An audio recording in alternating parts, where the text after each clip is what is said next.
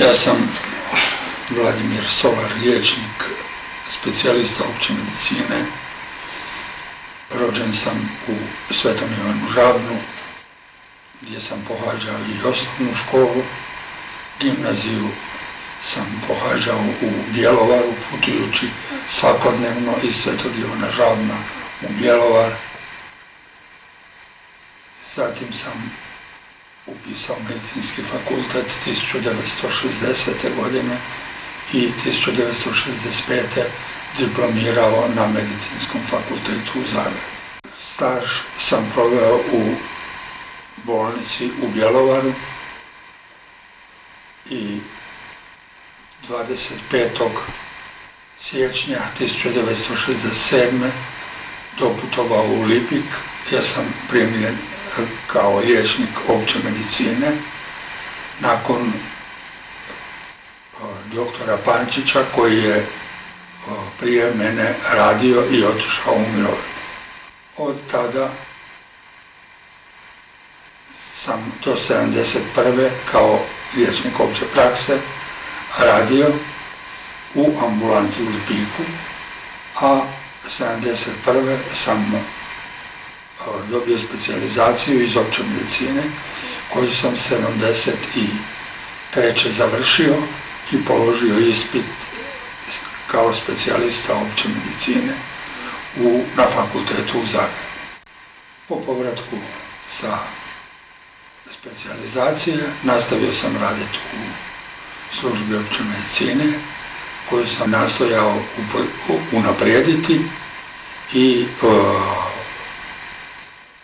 počeli smo sa zapošljavanjem više liječnika nego što je bilo, jer sam prije toga, nakon specijalizacije, sam radio na čitavom terenu Lipika i dežurao u Pakracu svaki 3. ili 4.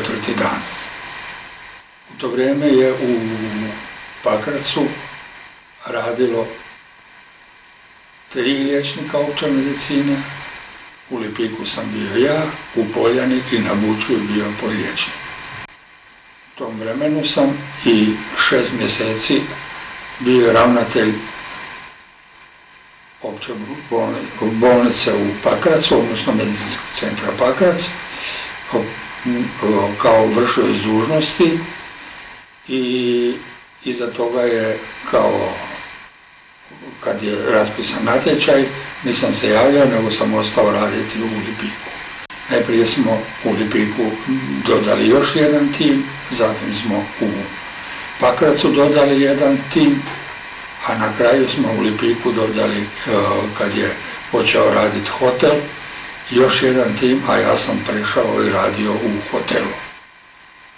U hotelu sam, osim rukovođenja općom medicinom, radio na rekreaciji i rehabilitaciji u zdravstvenog rekreacionog centra, i na taj način smo zapravo rješavali za goste, kojih je uvijek bilo oko 200 do 300, zdravstvenu zaštitu. Radili smo i za pacijente iz Lipika, a u Lipiku je tada formiran i 3. tim, tako da je tada u Lipiku već bilo 3, a nešto kasnije, kad je otvorena ambulanta u industriji stakla, i 4 liječnika prije rata. Ta vremena prije rata, odnosno nakon dolaska moga u Lipik, ja sam radio sam čitavom ovom terenu, u kućne posjete u Lipiku, Dobrovcu, Čagliću. Išao sam biciklom. Sanitetsko vozilo, kad sam trebao, dolazilo je iz Pakraca, pa me vozilo dalje na teren. Inače, u to vrijeme vrlo često sam išao u kućne posjete kolima, sa konjima koji, kad su pacijenti dolazili po mene, pa sam išao recimo u Subotsku, u Skenderovce, gdje se nije moglo, i Bukovčane, gdje se nije moglo nikako doći kolima sanitetom, nego samo sa zaprežnim kolima ili pješice. Sve sam to obavio i obavio na praktički oko 7200 stanovnika sam. Kad kasnije zapošljavanjem novih liječnika ta se je mogućnost dolaska izgradnjom cesta, izgradnjom infrastrukture se poboljšalo, pa smo kasnije 1978. 9. već dobivali na upotrebu i prvog Fiću s kojim smo išli onda u kućne posjete i sanitet smo zvali samo kad je bilo za bolnicu odvoženje. I tako je to prolazilo, služba se jačala i dobivali smo sve i veću mogućnost djelovanja na čitavom ovom terenu. U početku je bilo svakakve patologije, bilo je pomor u dojenčadi negdje oko 80 do 90, a sada je negdje ispod 15, 20, čak i 12 bilo. Prema tome i drugi pokazatelji produženja životnog vijeka i način umiranja je sve i u skladu sa razvijenim društvima. Tako da je već prije rata bilo znatno bolje pružanje zdravstvene zaštite. Specijalizacije su iz opće medicine, završavane medicine rada, 2 i tako da je zaštita radnika, zaštita žena, zaštita cijele populacije, pogotovo djece, unapređena i poboljšana. Evo, tako je to bilo, dok ja nisam u srpnju 1991.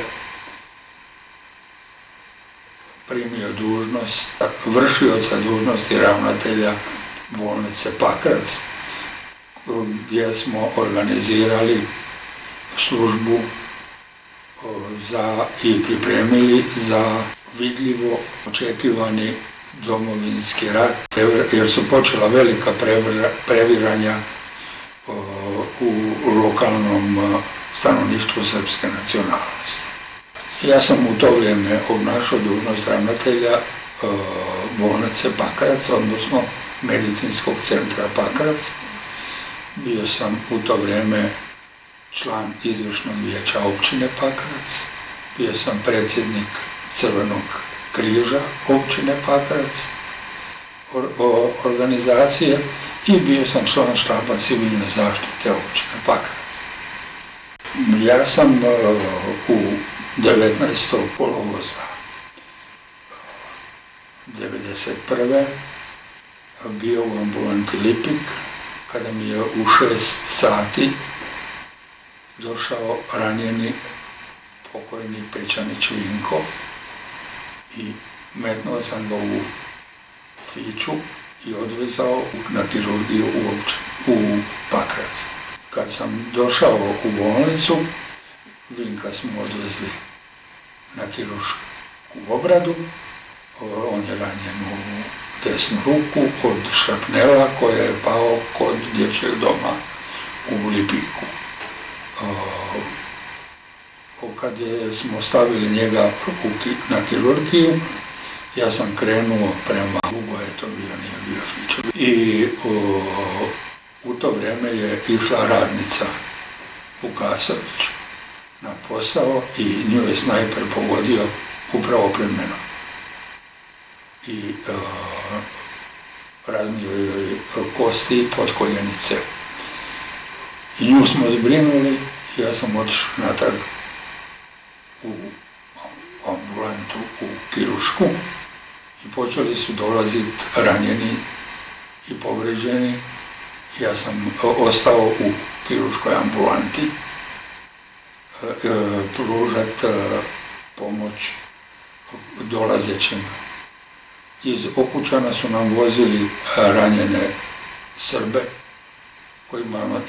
koje smo primali u bolnicu i odmah kirurški zbrinjavali po svim kautelama medicinske etike i prema ženevskim konvencijama. Ništa nije bilo poduzimano suprotno od toga. U tom je stvar da smo pružali svim povređenima jednake usluge. Također u bolnici smo bili mobilizirali kirurške ekipe, anesteziolozi su bili i ostalo je bilo na internoj i ovim odjelima uglavnom je bilo isto teških bolesnika. Psihijatrijski su svi bili na psihijatriji, a to je bilo uvijek oko 300 pacijenata na psihijatriji. 19. se počelo na bolnicu Pakrac pucati iz svih oružja i negdje oko podne su ušli pobunjeni Srbi u odjeći Jugoslavenske armije i ušli su u bolnicu u Pakracu i tamo su tražili da vide sve svoje ranjene. Bilo je 17 ranjenih Srba. Sjećam se da je bio oba dva brata Kretića koji su igrali nogomet u Lipiku, onda od Milojka brat je bio propucan kroz pluća i drugih koji su bili ranjeni i svi su zbrinuti na kirurškom odjelu po svim kautelama, kako smo rekli. I oni su tražili kad su ušli u bolnicu da obiđu sve svoje ranjenike. Ja sam ih proveo, s time da su u intenzivnu njezi išli samo jedan, a po svim drugim sobama su ulazili i tražili su da uzmu još jednu doktoricu anesteziologa, koju sam ja prije toga rekao da se uvuče na ginekologiju kao pacijentica i ona je izbjegla, rekao sam da je nema i mene su uzeli. Rekli su mi da sam uhićen, metnuli me pod automatom u moje službeno vozilo i odvezli me u pravcu sela Kraguj. Tamo pod Kragujom su mi vezali oči i vozili su me na Buče. To popodne večer 19.8.1991. dovezen sam u selo Branešce, što sam kasnije saznao, gdje su mi vezani oči počeli ispitivanje i premlaćivanje. Oni su vezanih oči udarali kad su se sjetili, pitali me o situaciji u Lipiku, o mojoj suradnji sa drugim liječnicima, naročito sa doktorom Šreterom, i što sam ja odgovarao, da smo imali korektne odnose, da je on moj đak bio, on je kod nas i stažirao i išao na specijalizaciju. Prema tome nisam znao kad su me ispitivali, kasnije sam saznao da je svo vrijeme ispitivanja zapravo doktor Šreter sjedio u istoj prostoriji, slušao je moje odgovore. I tako je to bilo da bi me drugo jutro odvezli u jednu kuću u selu Branešcima, dolje u samoj jami između zaseoka Popovići i Domagore, u samu gdje je bila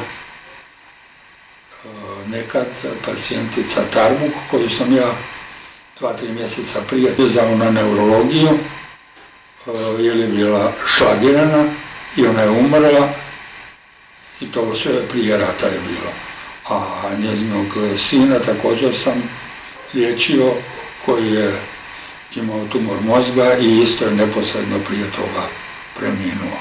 Tako da sam ja prepoznao drugo jutro gdje sam i tamo su me držali zajedno sa doktorom Šreterom u istoj sobi od 20. do 38. Ja i doktor Šreter zajedno. Svaki je imao jedan krevet, u jednom sam spavao ja, u drugom je doktor Šreter spavao. I oni su imali stalno 2 čuvara nad nama dvojicom, sa puškama, bajonetama, a dolazili su njihovi isljednici i ispitivali nas. Doktor Šreter je bio grozno istučen, sav je bio u masnicama, crnjavkama, imao je prelom ruke, imao je prelom lopatice, ali on je izbatinjan prije nego što smo mi zajedno bili. Poslije nas više nisu tako tukli, ali su nas maltretirali i na drugi način. Donosili su nam 2 puta dnevno jelo,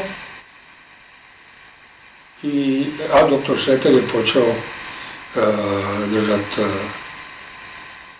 štrajk glađu, on nije htio jest, jedino je pojeo, tamo u dvorištu je bila kupina, pa sam ja brao kupine, onda kad sam ja nabrao kupine, onda je pojeo po 10-20 kupina, to je jedino što je pojeo doktor Šreter. On nije htio ništa. Je, ali nije uzimao nikakve lijekove, ni on, niti ja.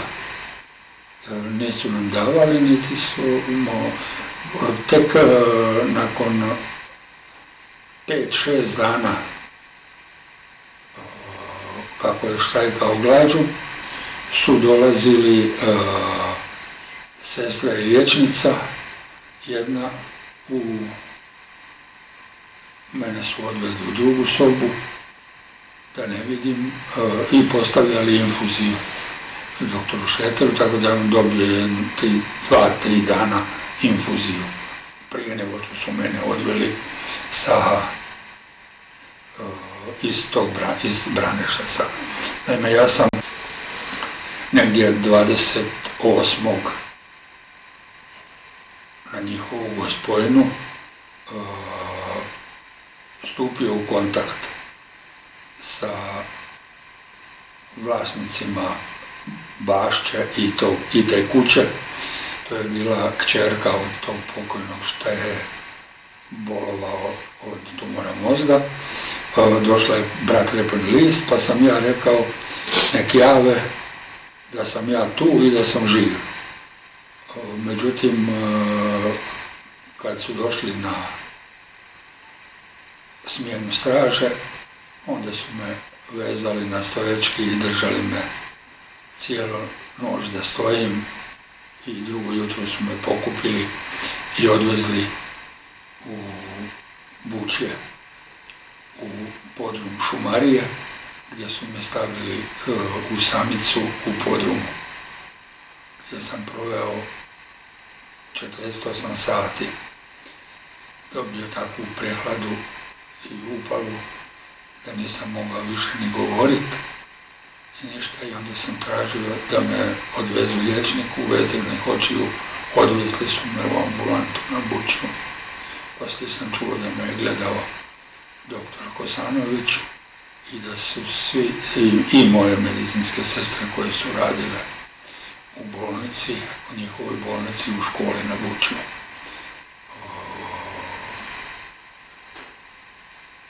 Tamo sam dobio lijekove i onda su me 7 dana poslali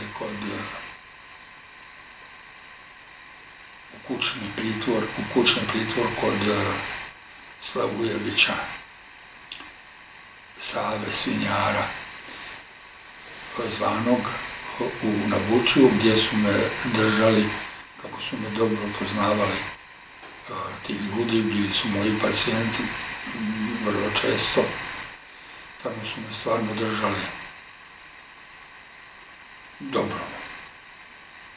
Tamo me je dolazio i posjeti doktor Ostojić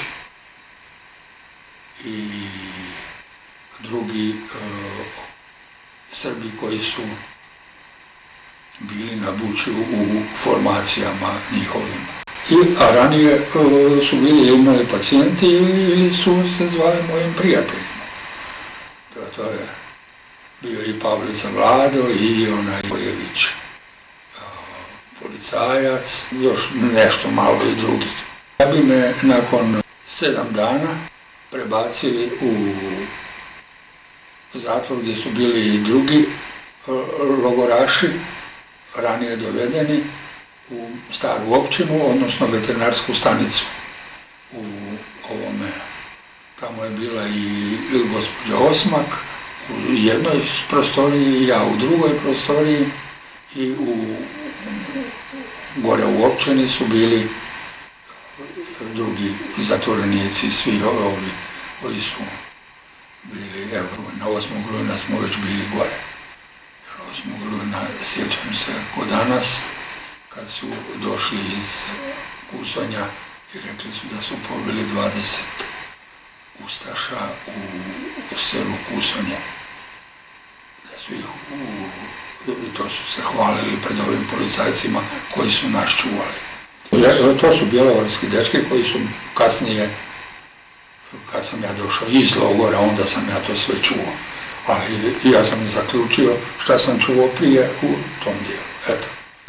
Ja sam to rekao, ali ja sam, nije meni što sam ja dao da sam živ, nego što sam ja uspio čuti da su oni svi otišli i da je u Lipiku sve pod kontrolom, da su oni svi živi, to mi je olakšalo.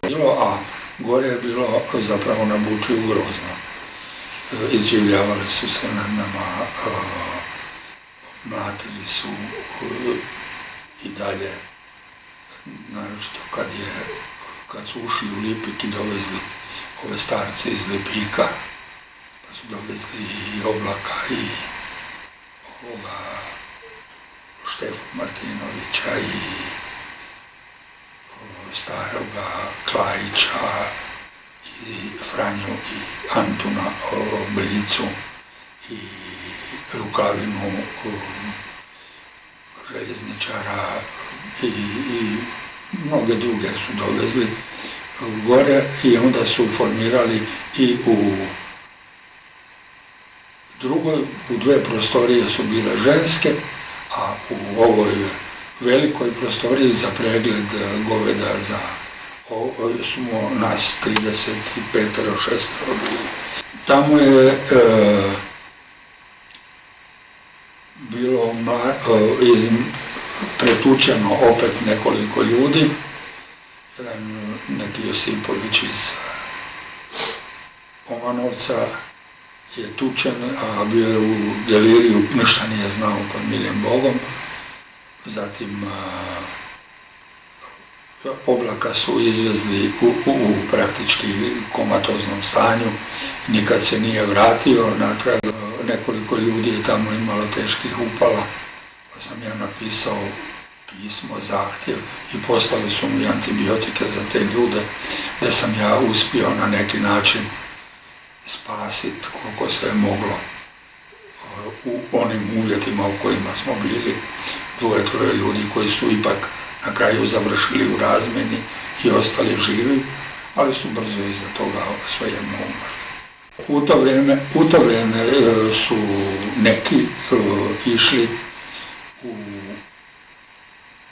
van da rade na istovaru raketa i ovo što su slali, onda pa su ih vraćali natrag. Oni su ipak u kontaktu nam govorili šta se vani događa. Je otišla Zdenka Slavujević, se je zvala, nastavnica, na razmjenu. Ja sam napisao pismo, pa su me odvezli ponovno na ispitivanje i prijatelji mi na taj način je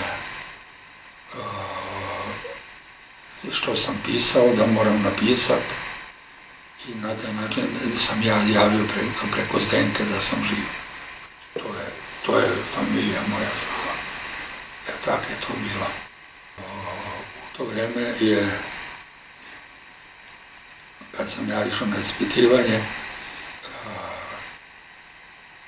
radi toga pisma, su me odvezli preko u Šumariju, u njihov štab, gdje mi je Branko Pavić, zapovjednik njihov, odnosno bivši zapovjednik saobraćajne milicije u Pakracu, rekao, a Šreter je likvidiran, ti ćeš ostati živ, ali ćemo te pustiti kad budemo htjeli. Doveli veterinara na Buči Božića, koji je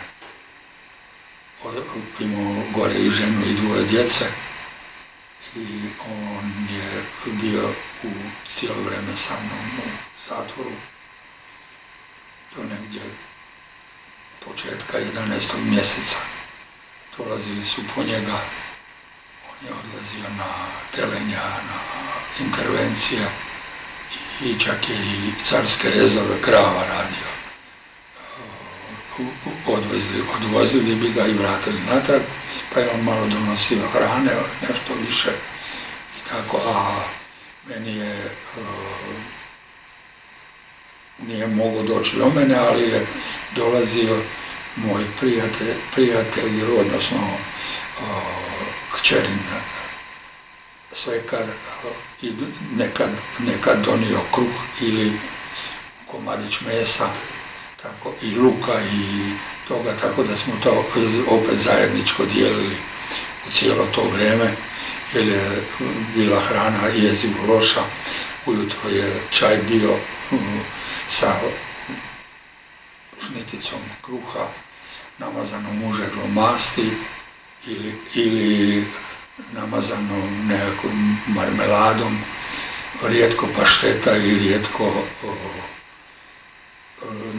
nekakvi jači namaz, ništa drugo nije bilo. I negdje oko 3 sata je bila žlica juhe, odnosno šeflja juhe, ili šeflja riže, ili šeflja tijesta, u kojem se moglo naći jedan ili nijedan komadić mesa. Tu smo, u to vrijeme smo mi, kad smo išli na WC, mogli uzeti 2-3 jabučice koje su tam padale u dvorištu, to je sve što je bilo. Čak nam nisu dali ni dovoljnu količinu vode, nego je voda također bila za sve oko 5 do 6 litara, a nas je bilo 30. Dakle, je to bilo. A voda je stalno tekla iz pipe na vodovodu. To znači da su vas sistematično... To je na način maltretirali. Voda ide, ali vi ne možete doći. Da. Tako je bilo. A kad sam se, recimo, javio gospođi Miletić, koja je bila u Centru za socijalni rad, drugi dan su mi zatvorili prozore, tako da nisam mogao više gledati. Sam sam bio, ja i u jednoj prostoriji je bilo. Pa dok su došli Lipićani i ovi, onda su formirali tamo nas 30 i tako smo bili sve do 9.12. Što je išlo dalje, to se je pogoršavalo. Kad su oni imali organizirani svoj zbjeg koji je išao preko Bučja iz Đulovca i od ovih strana, to su danom išli kolone ljudi s traktorima, s kolima, s kamionima i vozili su se preko Bučja i transportirani su u Bosnu. Oni su bili jednako agresivni stan. Tako da nije bilo posebnog maltretiranja, oni su stalno jednako agresivni bili. u 9.12. kad je počela ova ofenziva na požeškoj strani i ovom dijelu, onda su nas pokupili u kamion i prvu turu odvezli za Staru Gradišku preko tu Brusnika, preko Kraguja i preko Bukovčana i Donjeg Čaglića u Staroj Gradišku smo došli. U Staroj Gradišci su nas opet ruke na leđa i mlatili malo, nisu previše, i onda smo raspoređeni po 30 do 32 u sobama. U 2 sobe su nas smjestili. Kasnije su u Staroj Gradišci 13. već doveli i drugu grupu koju je ostala na Bučju. I tako da je u Staroj Gradišci onda bilo sve smješteno. Svi smo bili smješteni zajedno sa ovima iz Okučana koji su bili iz Stare Gradiške, a i iz Bosne kojeg su pokupili i dovezli u logoru Staru Gradišku. Među ostalima nisu znali ni šta je sa doktorom Šreterom ko fol i pitali su mene šta ja znam o tome. Evo, tamo su me nakon 4 dana pozvali i pitali da hoću raditi kao liječnik za sve zatvorene. Ja sam rekao da hoću, da nema problema. I onda su mi dali sestru Zorku da me čuva sa pištoljem, i dali su mi nešto lijekova i pribor osnovni za ambulantu. I onda sam ja svakodnevno 1 do 2 sata radio koliko je trebalo za ove ko se javljao da ide, što su oni vikali, na lekarsku. I tako sam ja tamo radio sve do izlaska iz logora. Jedan Sanđaka, Šiptar, i mene su ostavili, drugi su svi otišli na zapad. Ja sam tek 6. veljače odveden od njihovih predstavnika njihovog Crvenog krsta i predstavnika Kosa, odveden preko Rogolja i preko Omanovca odozgora na razmjenu u Pakrac. 6. veljače sam razmijenjen.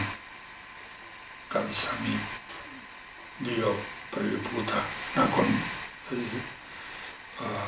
zarobljavanja u kući koja je bila spaljena. U mojoj obiteljskoj kući su me dovezli i vidio gdje je spaljen. Došla je supruga po mene i onda smo u Bjelovar isto. I onda smo otišli u Koprivnicu gdje smo bili smješteni danih 6 mjeseci. I ja sam, kad smo se vratili, odmah treći dan išao u Ministarstvo zdravlja gdje sam se javio i od ministra sam dobio raspored da se javim u ambulantu Molve i da radim u ambulanti Molve dok mi oni ne kažu da ne, ili dok si ne nađem neki drugi posao. Tako da sam ja odmah nakon tjedan dana počeo raditi, nisam imao vremena razmišljati o tome šta i kako je i bilo, nego sam se primio posla i na taj način se zapravo pokušao potisnuti traumu koju sam zapravo preživio u ovom. Bio je raspisan natječaj za liječnika u komisiji za ocjenjivanje radne sposobnosti pri Mirovinskom zavodu i ja sam se javio u Bjelovaru i ja sam se javio na taj natječaj i gdje sam primljen za liječnika. Kasnije sam bio i predsjednik komisije za vještačenje mirovinskog osiguranja u Bjelovaru i to sam obavljao sve do ožujka 1998. kad sam 1998. vratio se natrag u Lipik da radim na svom radnom mjestu kojem sam radio i prije odlaska. Živio moždani udar, imao visoki tlak, pronađen mi je šećer, a zbog moždanog udara sam operiran jer je se puknula krvna žilica u mozgu gdje sam imao jednu aneurizmu i rehabilitacija i sve trajalo je oko mjesec dana da bi iza toga počeo odmah raditi nakon mjesec dana. To je bilo sve 1997. Povratila mi se, hvala Bogu, i radna sposobnost i na taj način sam zapravo preživio ovaj dio posttraumatski smetnji koje sam zapravo nastojao potisniti što sam više mogao, ali majka priroda se ipak brine o tome da nas suprimira. U obnovi sam dobio donaciju i kredit i obnovili smo kuću u onakvom opsegu kakva je i bila. Na taj način smo se vratili natrag, i sad sam radio sve od 1998. do 2009. kad sam 2009. otišao u mirovinu. Čak sam za vrijeme ovog svog povratka i obnašao dužnost predsjednika gradskog vijeća Lipika i radio i poslove druge u interesu Hrvatske. Evo, tako je moj život prošao sa 43 godine staža i u Lipiku 44 sad godine boravka. Tu sam završio ovako, otišao u mirovinu i sad polako uživam sa svojih 9 unuka, 3 kćerke, 2 zeta, jer mi je i zet poginuo. Tako je, ja sam sad umirovljenik, civilna žrtva rata sa 60%-tnim oštećenjem tijela, jedini od svih liječnika u Pakracu koji nisam proglašen hrvatskim braniteljem, i jedini od svih liječnika u Pakracu koji sam završio u logoru, ali sam ostao živ, a doktor Šreter je ubijen. Evo, i status branitelja sam tražio, ali nikad nisam dobio odgovor, niti mi je dat.